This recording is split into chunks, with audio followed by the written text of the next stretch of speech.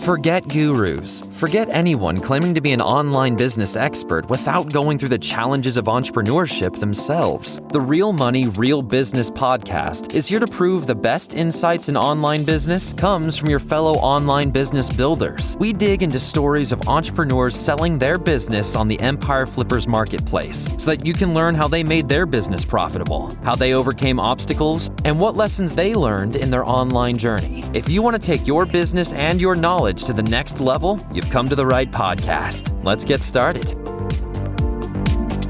Hey everyone, welcome to another episode of the Real Money, Real Business podcast. We record these interviews so that potential buyers can learn more about the business and the seller to help them make an informed buying decision. If you would like to learn more about this business, including details like what type of business it is, how much revenue and profit it makes, and all of the assets included with the business, simply visit empireflippers.com/marketplace and search for this business's listing number, which you can find in the video thumbnail and in the description. Or if you're watching this on YouTube, you can click the link in the description to go straight to the listing. So without further ado, let's get into this interview. First up, let's learn a little bit about you. Can you tell us about your background in building and running online businesses? Hi, my name is Mark, and I run an online business that connects companies with independent sales reps.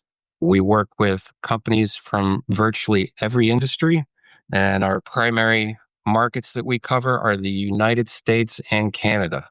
I personally started the business back in 2003, so it is now 22 years old. I've performed every aspect of the business from accounting and advertising to customer service, which is handled by email and phone. I can work remotely from just about anywhere. And on average, I work about 8 to 10 hours a week on this business. Why are you selling the business now instead of keeping it and growing it further? I am not in a position where I need to sell my business, but I would prefer to at this point. I am a full-time investor in the financial markets, and I also own another small business that's involved with the sports industry.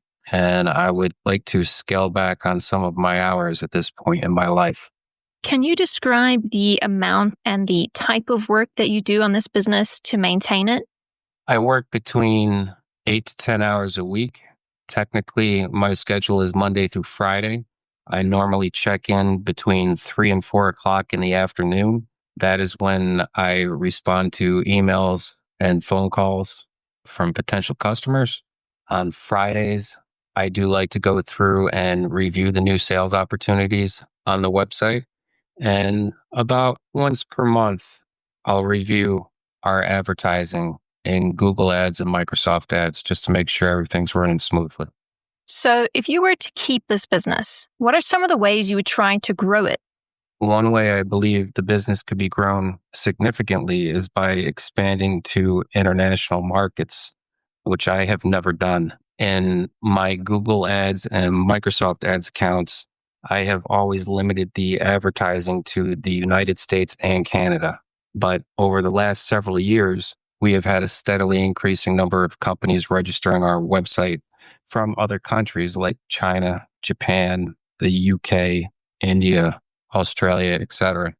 Manufacturing companies in India in particular are competing heavily and aggressively with China manufacturers for business here in the United States. So many India-based manufacturing companies are looking for independent sales reps here in the US.